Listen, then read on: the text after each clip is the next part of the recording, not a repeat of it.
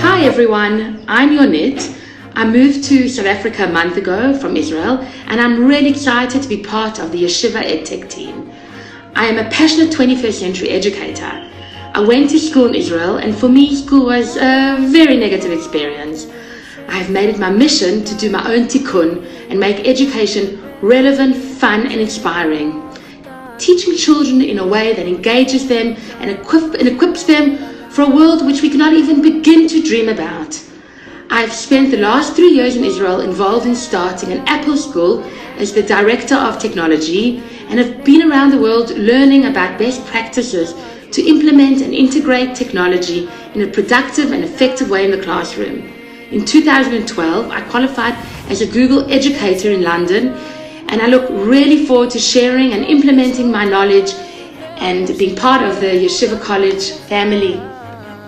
דע לך, שמודה אני לך.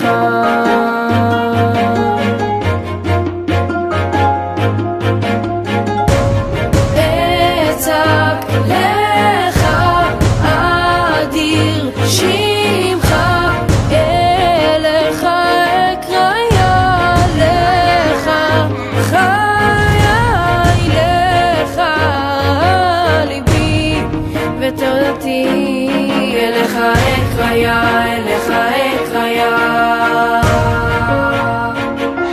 When do you feel happy?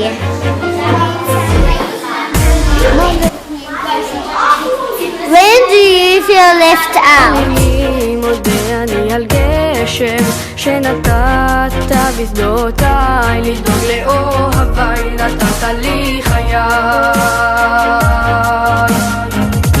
על יום המנוחה מודה אני, על שפע וברכה, על המשפחה, כל כולי רק בזכותך.